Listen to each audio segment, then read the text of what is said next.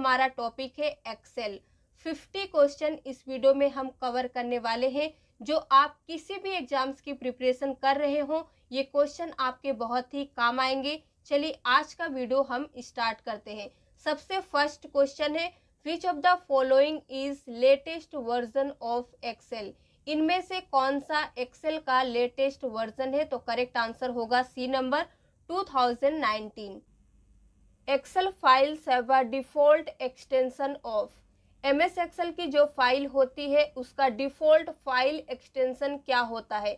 Correct answer होगा first number. हम जो भी लेटेस्ट वर्जन यूज कर रहे हैं 2007 से लेकर अब तक का, उसका फाइल एक्सटेंशन यही है। लेकिन अगर आपसे एग्जाम में 2003 एमएस एक्सेल का फाइल एक्सटेंशन पूछता है, तब आपका करेक्ट आंसर होगा सेकेंड नंबर .xls। और 2007 से लेकर के अब तक का जो लेटेस्ट वर्जन है उसमें लास्ट में x ऐड हो जाता है, ये आपको ध्यान रखना है। An Excel workbook is a collection of. Excel का जो वर्कबुक होता है वो किसका कलेक्शन है? करेक्ट आंसर होगा fourth number worksheet and charts. Which symbol must all formula begin with. जब भी हम एक्सेल पे कोई फॉर्मूला यूज करते हैं तो किस सिंबल से हमारा सारा फॉर्मूला स्टार्ट होता है? तो करेक्ट आंसर होगा फर्स्ट नंबर इक्वल से। हम सबसे पहले इक्वल लगाते हैं, उसके बाद ही कोई फॉर्मूला लिखते हैं। Where are row and column meet are known as. जब भी एक बॉक्स में रो और कॉलम मीट होती है तो उसे क्या कहते हैं? उस बॉक्स का नाम क्या होता है? तो करेक्ट आंसर होगा फर्स्ट नंबर आ सेल। उसे सेल कहते हैं। आप सोचेंगे कि रो और कॉलम जहां पे मिलता है तो उसे बॉक्स कहते हैं, नहीं, वो बॉक्स बनता है लेकिन उसका नाम होता है cell, CELL। The first cell in Excel worksheet is labelled as. जो एक्सेल वर्कशीट की फर्स्ट सेल होती है उसका नेम क्या है? आप ये समझ लीजिए। तो करेक्ट आंसर होगा सेकेंड नंबर। आप देखिएगा A1 लिखा रहता वहां पे। What is the shortcut key to hide entire रो। अगर आप इंटायर रो को हाइड करना चाहते हैं तो किस शॉर्टकट की का यूज करके आप इस काम को करेंगे? तो करेक्ट आंसर होगा फोर्थ नंबर Ctrl+9 आपको प्रेस करना होगा। इसी क्वेश्चन से ये क्वेश्चन रिलेटेड है। अब आपसे यहाँ पे पूछ रहा है कि अगर आप इंटायर कॉलम को हाइड करना चाहते हैं तब किस शॉर्टकट की का यूज करेंगे? तो करेक्ट आंसर होगा सेकेंड नंबर Ctrl+0। ये 0 है, इसे आप O मत समझिएगा, इसलिए मैंने लिख दिया है। तो अगर आप इंटायर कॉलम को हाइड करना चाहते हैं तो आपको Ctrl+0 को प्रेस करना होगा। To select an entire column in MS Excel press. अगर आप इंटायर कॉलम को सिलेक्ट करना चाहते हैं तो इनमें से किस शॉर्टकट की को आप प्रेस करेंगे? तो करेक्ट आंसर क्या होगा? Fourth number. ये जो 3 शॉर्टकट की दी है ये सिलेक्ट करने का शॉर्टकट की नहीं है। सिलेक्ट करने का शॉर्टकट की हम आपको बता देते हैं, Ctrl+A होता है। What is the symbol for multiplying. अगर आप कंप्यूटर में या एक्सेल में कुछ भी मल्टीप्लाई करना चाहते हैं तो किस सिंबल का यूज करेंगे? तो करेक्ट आंसर होगा फोर्थ नंबर। इस सिंबल का नाम है asterisk. What is the symbol for dividing. अब डिवाइड करने का कौन सा सिंबल होता है? तो करेक्ट आंसर होगा फर्स्ट नंबर, इसका नेम होता है slash. Which key do you press to check spelling. आप स्पेलिंग चेक करने के लिए किस की का यूज करते हैं? तो करेक्ट आंसर होगा थर्ड नंबर F7 की का यूज करके आप स्पेलिंग एंड ग्रामर्स को चेक कर सकते हैं। Which of the following is not an option of spelling dialog box. इनमें से कौन सा स्पेलिंग डायलॉग बॉक्स का ऑप्शन नहीं है? तो करेक्ट आंसर होगा फर्स्ट नंबर एडिट। आप जब भी स्पेलिंग डायलॉग बॉक्स ओपन करते हैं तो वहां पे देखिएगा आपको चेंज मिलेगा, इग्नोर मिलेगा, इग्नोर ऑल्स मिलेगा, लेकिन एडिट नाम का कोई चीज वहां पे नहीं मिलेगा। Which of the following is not a term of MS Excel. इनमें से कौन सा MS एक्सेल का टर्म नहीं है? तो करेक्ट आंसर होगा fourth number document. Which chart can be created in Excel. Excel पे आप किस चार्ट को क्रिएट कर सकते हैं? तो करेक्ट आंसर होगा फोर्थ नंबर आप इन सभी चार्ट को क्रिएट कर सकते हैं एक्सेल में, pie chart, line chart, area chart.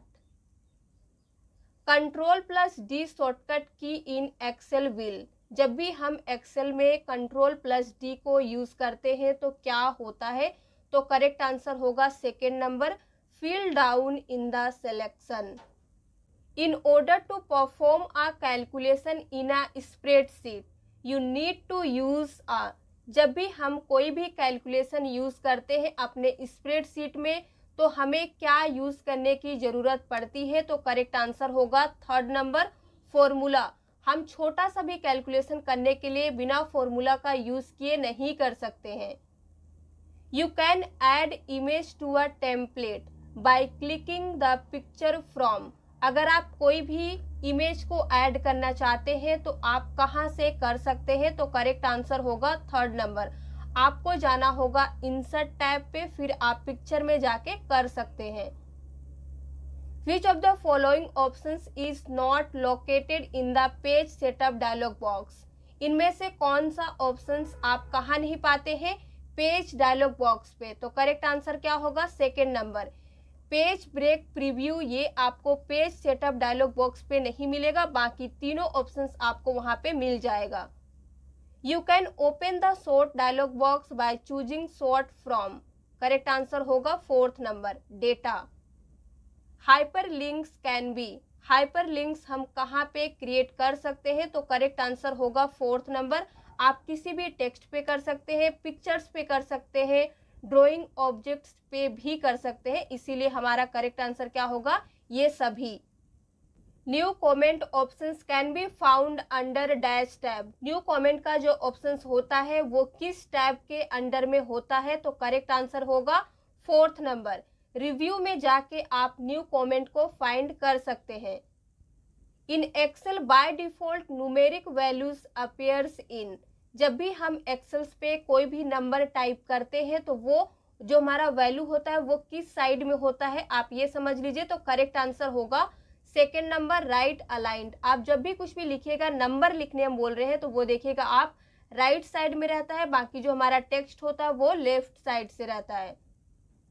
In maximum how many sheets can be set as a default while creating new workbook, जब भी आप न्यू वर्कबुक क्रिएट करते रहते हैं उस समय पे आप मैक्सिमम कितने सीट्स को सेट कर सकते हैं, तो करेक्ट आंसर होगा second number 255। What is the shortcut key to replace a data within sheet, within sheet मतलब सीट के अंदर में अगर आप किसी भी डेटा को किसी डेटा से रिप्लेस करना चाहते हैं तो किस शॉर्टकट की का यूज करेंगे, तो करेक्ट आंसर होगा सेकेंड नंबर, Ctrl+H, ये रिप्लेस का शॉर्टकट की होता है। Excel displays the current cells address in the dash, जो एक्सेल होता है वो करेंट सेल्स के एड्रेस को कहाँ पे डिस्प्ले करता है, तो करेक्ट आंसर होगा थर्ड नंबर, नेम बॉक्स में। इसी से रिलेटेड है हमारा ये question, the name box dash, इसका करेक्ट आंसर होगा first number, appears to the left of the formula bar, जो नेम बॉक्स होता है वो फॉर्मूला बार के लेफ्ट में होता है, एक्सेल सीट में आप इसे देखिएगा आपको फॉर्मूला बार के लेफ्ट में मिलेगा। A worksheet can have maximum number of rows in Excel 2019, Excel 2019 का जो एक वर्कशीट होता है उसमें मैक्सिमम नंबर ऑफ रोज कितने होते हैं, तो करेक्ट आंसर होगा फोर्थ नंबर, 10,48,576 रोज होते हैं। अगर आपसे एग्जाम में पूछता है कि मैक्सिमम नंबर ऑफ कॉलम्स कितने होते हैं, तब इसका करेक्ट आंसर होगा B number, 16,384 maximum number of columns होते हैं। How many character can be typed in a single cell in Excel, जहाँ पे रो और कॉलम मिलते हैं उसे कहते हैं सेल, और एक सेल में आप मैक्सिमम नंबर ऑफ कैरेक्टर को कितना टाइप कर सकते हैं, तब इसका करेक्ट आंसर होगा सी नंबर, 32,767 कैरेक्टर को आप एक सिंगल सेल में टाइप कर सकते हैं।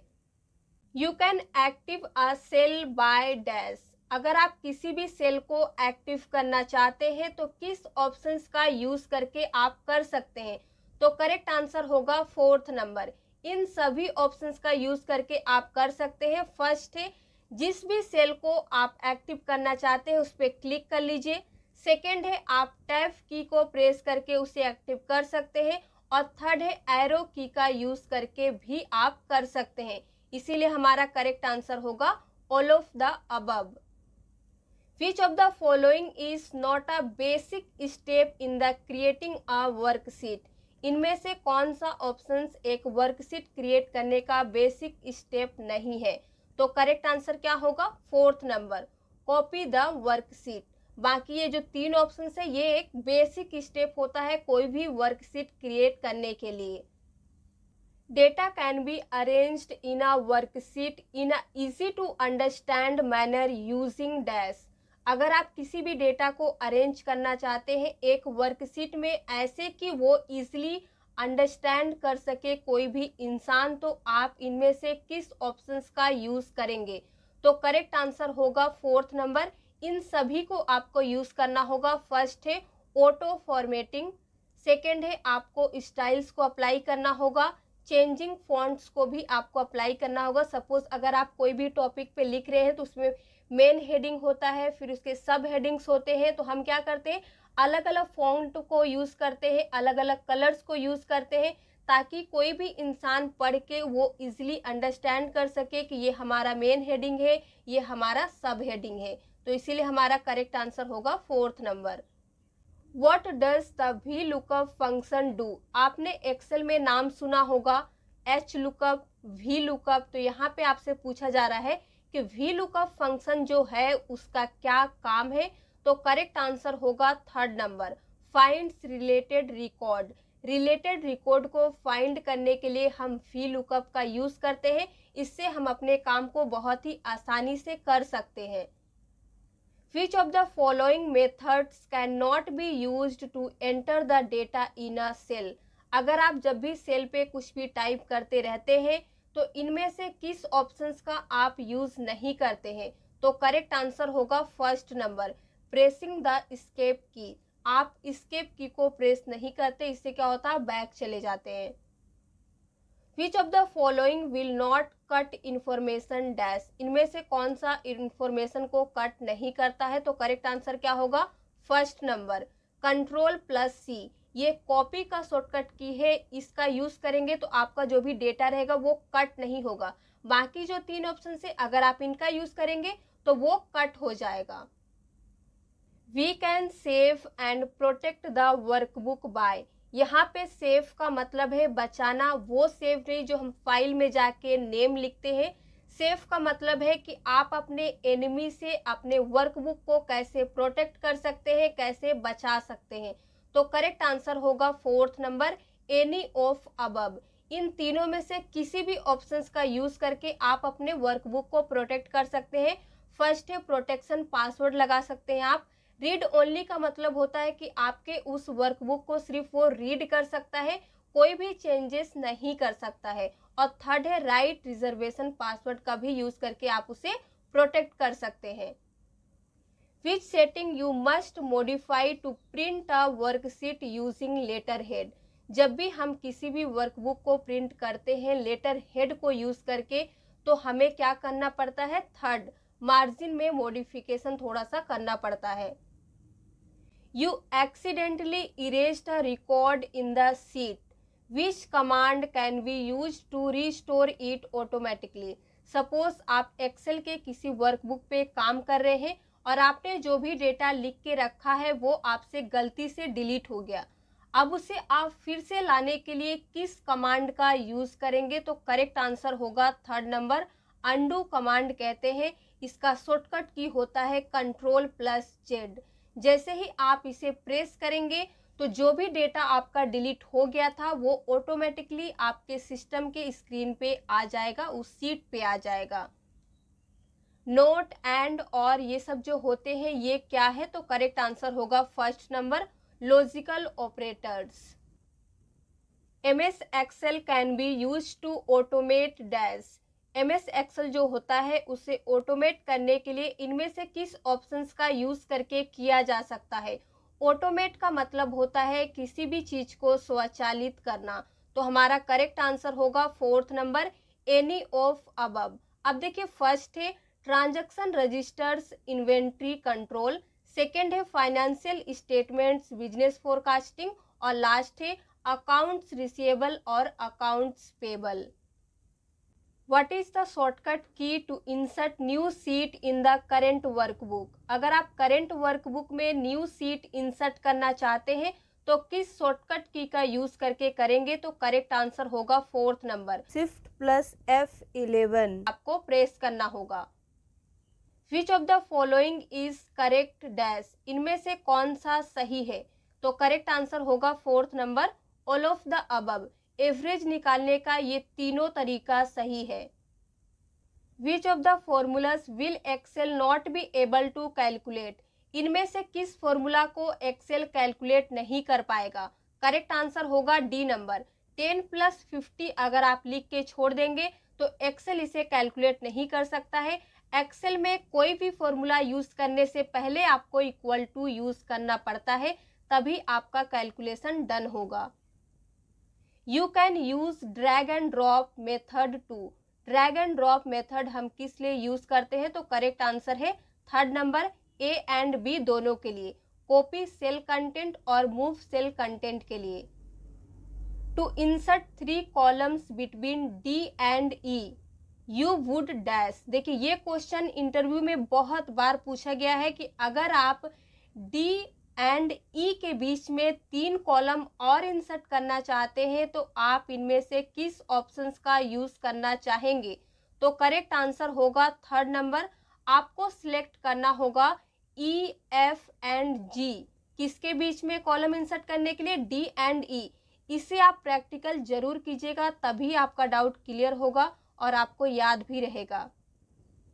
Which area in Excel window allows entering values and formula, इनमें से कौन सा एक्सेल का विंडो है जो हमें अलाउ करता है कोई भी फॉर्मूला और वैल्यूज को लिखने के लिए? तो करेक्ट आंसर होगा formula bar.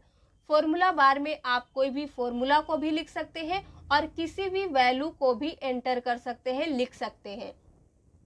Microsoft Excel is a powerful, correct answer होगा second number, powerful spreadsheet package है। और आज का लास्ट क्वेश्चन है MS Excel is based on dash, किस पे बेस्ड है? तो करेक्ट आंसर है फर्स्ट नंबर, विंडोज पे। तो आज के लिए बस इतना ही। अगर आपको वीडियो पसंद आया हो तो लाइक कर दीजिए, शेयर कर दीजिए। इसी तरह के और वीडियो देखने के लिए हमारे चैनल को सब्सक्राइब करना ना भूलें।